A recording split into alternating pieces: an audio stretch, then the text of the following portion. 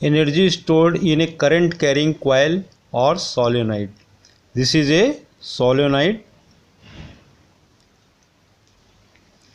In this circuit diagram, a solenoid is connected to a cell through a key K, and key K is open, so no current is flowing in this solenoid. As we close this key K, then current starts to flow in this solenoid, and because of that current, magnetic field is produced. So magnetic flux is passing through this solenoid. Now we know that by electromagnetic induction and Faraday's law, that whenever there is change in magnetic flux linked with a coil or a solenoid or a circuit, induced EMF is produced, and direction of induced EMF is such that it opposes the cause which produces it. So change of magnetic flux is due to increase in current, so this EMF opposes the growth of this current. Hence battery has to do some work against this induced EMF, which is also known as back EMF, and this work done is stored in the form of potential energy. So how much work is stored? Now if when I becomes constant, then there is no change in magnetic flux, hence induced EMF also becomes zero. There is induced EMF only when there is change in current. So work done against back EMF is stored in the form of magnetic potential energy.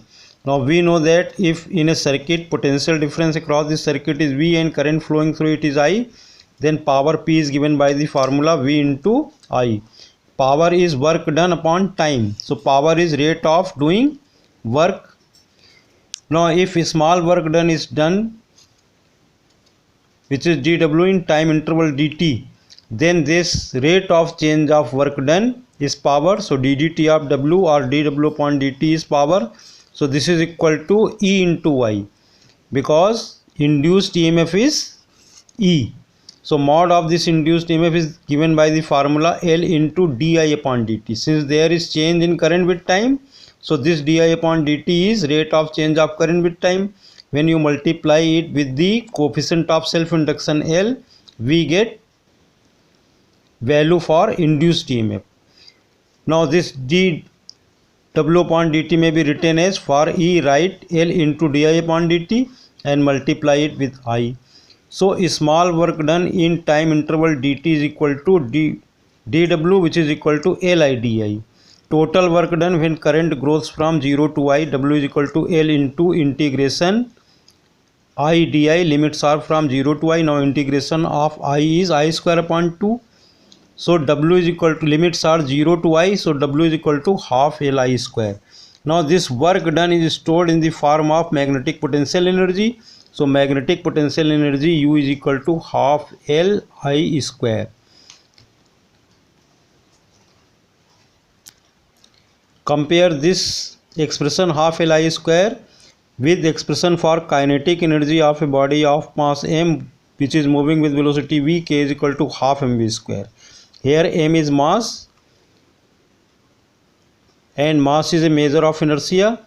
So is the role of this L, coefficient of self induction for inductor in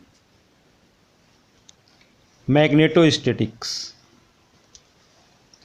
Expression for energy stored in a solenoid in terms of energy density. Energy density is energy per unit volume. So if coefficient of self induction of this inductor, which is solenoid, is capital L and current flowing through it is I, then potential energy, magnetic potential energy U is equal to half Li square. Now we know that inside a solenoid, when I current is flowing, magnetic field produced, when current flows through the solenoid, then magnetic field is produced. So magnetic field produced B is equal to mu naught N into I, where mu naught is permeability of the free space or air, small n is equal to number of turns per unit length, and I is current flowing through it. So for I we may write B upon mu naught N, where B is magnetic field. So this U becomes half L B upon mu naught N, whole square. Now coefficient of self induction for this inductor, which is solenoid, L is equal to mu naught n square A into L, where A is area of the solenoid and L is length of the solenoid. So energy U is equal to half. Substitute this value L for L from here, mu naught n square A into L into B square upon mu naught square n square. So now this mu naught is in this mu naught square, this squares cancels by this mu naught, so this becomes only mu naught. N square is cancelled by this n square, so U is equal to half B square upon mu naught A into L, where A into L is volume of this solenoid. See, this is area of solenoid, this circular area, which is capital A, and this is length. So volume of this is equal to A into L. So this is the energy contained in A into L volume. Now energy density is energy per unit volume. So energy density is equal to half B square upon mu naught. So this is the expression for energy density in terms of magnetic field B and permeability of the free space mu naught. Thanks. Have a nice day.